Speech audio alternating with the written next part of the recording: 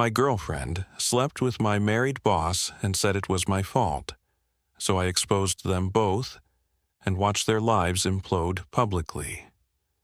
I'm a 26-year-old guy, and for most of my adult life, I genuinely believed that loyalty and consistency were enough. That if you just showed up every day, loved hard, worked hard, stayed faithful, that would keep someone close. Ava used to look at me like I was her anchor. She said I was her peace, her stillness when the world got too loud, and I held on to that like it meant something unbreakable. We shared this small 2-bedroom apartment on the edge of downtown. Faint hum of traffic outside, creaky floorboards that complained with every step, and a window that rattled when the wind hit just right. Still, it was ours. We painted the walls ourselves, her favorite dusty rose in the bedroom, navy in the living room because it felt serious and grown up. I remember thinking, this is how it starts. This is how forever is built. I worked at a tech firm, nothing glamorous but stable. She did freelance content work, Instagram branding, short videos, lifestyle posts. Some months she made decent money, others she couldn't cover rent. I never made her feel bad about it. I paid the difference, ordered food on nights she was stressed, left her little notes on her keyboard that said things like, "Keep going, you're amazing." She said I made her feel safe, whole, seen. She used to wrap her arms around me after long days and whisper, "Hi, I don't know what I'd do without you." And I'd believe her every time. But memory is cruel, because when I look back now, I see the subtle changes. The texts she never let me see, the sudden makeup at 10 p.m., the nights she said she needed space to think and locked herself in the bedroom for hours. The signs were all there. I just didn't want to read them. And that denial? It was the beginning of everything falling apart. A few months before everything shattered, my company brought in a new VP, Marcus Lane. He was the kind of guy that walked into a room like he owned the air in it. Late 40s, expensive watch, laugh that made people lean in. Married, with a picture-perfect family he kept framed on his desk, like some kind of moral shield. But behind the charm there was something calculated. You could tell he knew exactly how much power he had, and he enjoyed watching people squirm under it. We were introduced during a corporate dinner. I wasn't even supposed to attend, but my manager insisted I come. Ava tagged along as my +1. Hair curled, red lips, dress I'd never seen her wear before. She looked beautiful. Too beautiful. But I told myself it was for me, that she just wanted to make a good impression. Marcus shook my hand and then spent the next 10 minutes talking to Ava. I remember watching them from the corner of my eye as I chatted with a coworker. She was laughing, tilting her head in that way she did when she wanted someone to feel important. She touched his arm when she laughed, not once, multiple times. He didn't stop her. I felt this strange tightness in my chest. It wasn't jealousy exactly, more like a flicker of something I couldn't name, something my brain tried to squash before it became real. Later that night when we got home, I joked about how chatty she was with him. She rolled her eyes and said, "Babe, he's just a harmless old man. Relax." And I did, because that's what I always did. I trusted her. But that night, something started scratching at the back of my mind, and it didn't stop. It was a random Tuesday night, and Ava had fallen asleep on the couch with her phone face up on her chest. We had just finished watching some true crime docuseries. She loved those. I was tidying up, stacking takeout boxes and grabbing empty glasses when her phone buzzed. I shouldn't have looked. I wasn't the kind of guy who snoops. But something about that vibration felt wrong. Like my gut knew before I did. The message popped up on her lock screen from a contact saved as ML Project. It read, "Last night was unforgettable. Same time next week? I stared at it for a full 10 seconds, heart pounding, breath caught halfway in my throat. I read it again. Unforgettable. Next week. I felt like I'd just been dropped underwater. I didn't wake her, I just stood there frozen, hands shaking slightly, staring at her peaceful face like it belonged to a stranger. When she stirred, I quickly set the glass down and walked into the kitchen, pretending to be busy. The next morning, I asked her casually, "Who's ML? Project?" She didn't even flinch. "Just a new client," she said, brushing it off. "I'm working on a pitch deck for someone at your company, actually." I nodded slowly. "Anyone I know?" She smirked. "Probably not. It's all hush-hush, NDA stuff." I forced a smile, but inside I felt something unravel. The initials, the timing, her dismissive tone, it all screamed one name: Marcus Lane. I memorized the number before she woke up fully. And that night I started checking. I wasn't ready for what I'd find next. That night, while Ava slept in our bed, curled up like a child who had nothing to hide, I sat at the kitchen table with her laptop in front of me. She always left it open, password saved. I'd never had a reason to go digging before, but now I couldn't stop myself.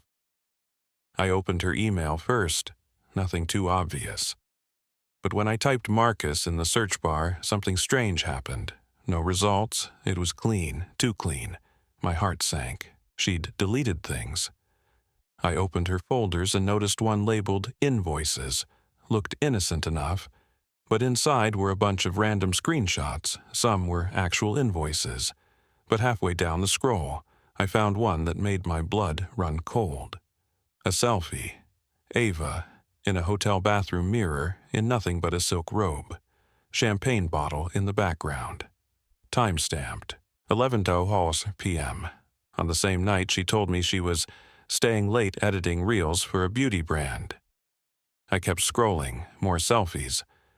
One of Marcus's hand on her thigh, wedding ring clearly visible. Receipts from rideshare apps to hotels across town. Hotel confirmation emails under fake names. My name was on the bank statement for one of them. I felt like I was going to be sick. This wasn't a fling, it wasn't one mistake, this was an arrangement. A secret life built right under my roof while I was working overtime to support her dreams. I downloaded everything. Every photo, email, Uber receipt. Created a folder on a flash drive and labeled it, "For when I'm ready." Then I closed the laptop. I went back to bed, laid next to her, and listened to her breathe. She looked peaceful.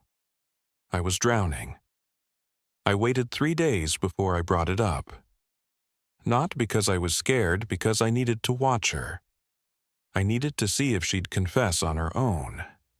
Maybe a part of me hoped she'd break down, cry, admit it all, and beg for forgiveness. That would have hurt less than what actually happened. It was a Sunday morning. She was making pancakes, humming to herself like she hadn't been living a double life. I sat at the counter and quietly said, "I saw the texts, the receipts, the hotel bookings. I know about you and Marcus." She froze. Not dramatically, just a flicker in her eyes, a slight tightening of her jaw. Then she put the spatula down and laughed. "Wow. So now you're checking up on me? That's low even for you," she said, crossing her arms. I was stunned. She didn't deny it. She didn't apologize. "I did what I had to do," she continued. "You're stable, predictable. But Marcus made me feel something alive." Her words sliced through me like broken glass. "You're blaming me?" I asked, voice cracking. She shrugged. "You never noticed me anymore. You were always working, always tired. You stopped being exciting." I felt like I was losing my grip on reality. She made me feel like the villain, like I had pushed her into cheating by being kind, reliable. Then she dropped the final bomb. "Honestly, You should be grateful. Marcus likes you. This could help your career." I stared at her, numb. In her twisted logic, this was all a favor. I didn't scream. I didn't leave. I just nodded and said, "Okay," because in that moment I wasn't broken. I was planning. After that morning, I became someone else. Not visibly. I still kissed her forehead before work. Still brought home her favorite overpriced smoothies. Still rubbed her shoulders on nights she claimed she was exhausted from meetings. But inside, something had snapped. The man who used to believe in forgiveness was gone. I didn't want apologies anymore. I wanted consequences. I started making backups, organized folders by date. I created an entirely new email account and stored everything there. Hidden, encrypted, secure. The selfies, the receipts, the voice recordings I quietly captured during her phone calls. I even started documenting her daily routines, times she left, came home, which days lined up with Marcus's calendar at work. It was surgical. Then I did something I never thought I'd do. I reached out to Marcus's wife. Her name was Naomi. I found her on Facebook. Pretty, composed, 2 kids, PTA mom vibe. I sent her a polite message. "I have information that might be important to your family. No scams, no threats, just truth, if you want it." She replied 3 hours later. "You're not the first, but I'm listening." That single sentence gave me more validation than Ava ever had. We started comparing notes. Naomi had her suspicions, but never had solid proof. She'd noticed changes in Marcus's behavior, more late nights, secretive texts, unexpected gifts he couldn't explain. She didn't know who it was until I confirmed it. Together, we built a timeline. Ava's hotel stays, Marcus's client dinners, my money paying for their affair. Naomi cried once during our call. I didn't. I was past crying. She said something before hanging up. "Let's burn them together, quietly, properly." And I smiled for the first time in weeks, because now I wasn't alone. I had a partner. Naomi didn't waste time. 2 days after our first call, she sent me a shared folder packed with screenshots, financial records, and emails. She was meticulous. She had been building a case long before I showed up. Apparently, Marcus had a pattern. Flings with assistants, mentorship dinners that turned into overnights. But every time she got close to exposing him, he gaslit her, threatened to leave, dangled the kids like leverage. "You saved me time," she told me over the phone. I was getting tired of being made to feel insane. She had friends in corporate HR, legal contacts through her brother, and knew exactly how to present this without it becoming a scandal against herself or the kids. I admired her clarity. Her rage wasn't loud. It was strategic, deadly. Meanwhile, Ava still acted like everything was normal. She'd text me during the day, send me dumb TikToks, talk about moving to a nicer place once my next bonus came in. I wanted to throw my phone across the room every time her name lit up, but I smiled. I played the role. I needed more time. Naomi and I agreed to move in phases. First, we'd collect and match our timelines. Then we'd identify every overlap between Ava's activity and Marcus's travel or expenses. The result? A crystal clear pattern of deception, misuse of corporate funds, and personal betrayal. I found out Ava had even billed Marcus for social media consulting through a fake business account. She wasn't just cheating, she was invoicing her affair. Naomi's voice turned colder after that. "She's not just your problem anymore," she said. "She's mine too. We were no longer just angry partners. We were co-conspirators in a slow-motion execution. And the first real move? It was coming soon." A week after Naomi and I finalized our timeline, something happened that caught even me off guard. I was called into a department-wide meeting. Nothing unusual. But halfway through, Marcus took the mic and smiled that smug, camera-ready smile of his. "I'd like to take a moment to recognize someone," he said, scanning the room. "Someone who's shown exceptional performance, reliability, and integrity. We're officially promoting him to associate director." He said my name.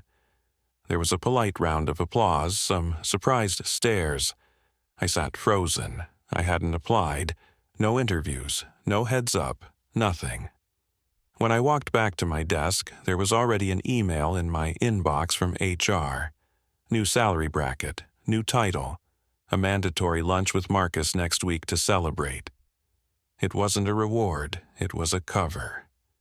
That night, Ava came home beaming. "See, I told you it would pay off. Marcus really sees your potential." She kissed me like she deserved credit for it, like she had arranged it, like this was her little gift to me for playing the obedient boyfriend while she screwed my boss behind my back. And here's the sickest part. I smiled. I thanked her. I told her she was right. But inside, I felt like I was holding a live wire. Because now I had something I never expected. Access. Higher clearance. Deeper visibility into company systems, meeting logs, financial reports, employee files. Marcus thought he was locking me in tighter, but all he did was give me the keys to blow the whole thing wide open. I messaged Naomi that night. "We just got upgraded to first class." She replied with one sentence. "Then let's fly this thing into the ground." After the promotion, Ava started acting like she'd been crowned queen of the castle. She strutted around the apartment like she owned it, ordered fancy sushi deliveries, started browsing furniture online, and made Pinterest boards titled Our Next Home. She told her friends I had finally leveled up, and that she always knew I had it in me. The smugness in her voice was unbearable, but I let her have it. I let her think she'd won. She even started pushing the idea of doing something special for Marcus, like getting him a bottle of rare whiskey or treating him to a dinner as a thank you. "We owe him," she said with a wink. That word, we. I nearly choked on it. At work, I kept my head down, but I was paying attention to everything. I befriended Marcus's assistant, Lauren, a kind woman in her early 30s, always overlooked in meetings, always cleaning up his messes. We bonded over coffee runs and shared office rants. Slowly, carefully, I let it slip that Marcus had been mentoring me more closely. Her face soured. Turns out, Lauren had her own stash of receipts. Misused budgets, inappropriate reimbursements, late-night calendar invites marked personal. She didn't know about Ava, but she knew Marcus wasn't clean. When I hinted that there was more, she said quietly, "If you ever need help, I've seen things too." That same week, I uploaded everything I had, both mine and Naomi's, to an encrypted drive, titled it Truth Exe, password protected, ready for launch. Meanwhile, Ava cuddled next to me on the couch that Friday night, scrolling through the luxury apartments on her phone. "Can't wait for this next chapter," she whispered. I nodded, kissed her forehead, and smiled at the screen in my hand. The next chapter was coming, just not the one she thought. It all unraveled faster than I expected. I had just finished compiling the final version of the evidence folder. All the timelines were synced, files watermarked, and an anonymous tip prepared for HR. But before I could pull the trigger, Marcus called me into his office. His tone was calm, too calm, like the silence before a bomb goes off. "Close the door," he said. I did. He folded his hands, looked me dead in the eye, and said, "I know what you've been doing." I didn't respond. My heart was thudding so hard I thought it might explode out of my chest. You've been digging where you shouldn't, breaching internal systems, spying on your girlfriend, harassing employees." He leaned forward. Ava told me everything. For a split second, I lost my breath. She turned on me. She beat me to it. I stared at him, stunned. Not because he was lying, but because of how confident he was, like the idea of me being believed over him was laughable. "If you think I'll let some kid destroy my reputation," he said, voice low and venomous, "you have no idea who you're dealing with." I said nothing. Just reached into my pocket, pressed the side of my phone, and quietly stopped the voice memo that had been recording since I walked in. I walked out of that room, numb, betrayed all over again. Ava wasn't just cheating. She was helping him cover his tracks, smearing me first, making sure if anything came out I looked like the crazy one. I sat in my car for almost an hour in the parking garage. Couldn't move, couldn't cry. I had done everything right, and still, I was the villain in their story. That was the moment I hit bottom. But also the moment I knew I wasn't backing down. The next morning, I walked into the office with a calmness I didn't recognize. It wasn't peace, it was purpose, the kind you feel when there's nothing left to lose, and everything left to destroy. I walked straight to HR. No meeting request, no hesitation. "I need to speak to a manager now." They brought me into a small glass room with a frosted door. I sat down, looked the HR rep dead in the eye, and slid a flash drive across the table. "This contains documented evidence of misconduct, conflict of interest, bribery, sexual favoritism, and corporate fraud." I said flatly, "You'll want legal present." She looked confused, skeptical, until I opened my laptop and showed her the file index. Hotel receipts, time-stamped emails, photos, voice notes, calendar overlaps, screenshots of Ava mocking Marcus's wife, recordings of Marcus coercing staff, some from Lauren, some from me. The HR rep's expression shifted slowly from bored to pale. She didn't say much after that, just took the drive and excused herself. By that afternoon, Marcus was placed on administrative leave pending investigation. Ava texted me midday asking if I wanted tacos for dinner. I didn't respond. That night, Naomi called me. Her voice trembled, not from fear, but relief. "You did it," she whispered. "No," I said, staring at the city skyline outside my window. "We did it. 2 years of manipulation, buried guilt, public lies. It all started to shake under its own weight. And now it was collapsing, fast. I knew it wasn't over. HR investigations take time. There would be pushback, damage control. But for the first time in months, I wasn't playing defense. I was on the attack. And I had plenty of ammo left. It took less than 48 hours for the story to explode. An anonymous tip, crafted carefully by Naomi and me, landed in the inbox of a popular workplace gossip blog known for exposing corporate scandals. We included redacted screenshots, blurred faces, hotel confirmations, and a spicy subject line. Executive rewards employee's boyfriend while sleeping with her. Inside the mess at Winstead Tech. By noon, the post had gone viral on Twitter. Industry forums picked it up. The comments section turned into a war zone. Classic corporate hypocrisy. This guy gave his girlfriend's boyfriend a promotion? Ava sounds like a walking HR violation. People started connecting dots. Marcus's LinkedIn was flooded with clown emojis and subtle jabs. A few coworkers whispered congratulations in the hallway without directly saying why. I just kept my head down and let the fire burn. Ava, meanwhile, was in full meltdown mode. She lost 2 clients that day. One emailed her directly with a screenshot of the article and a simple line. "We don't work with unethical people."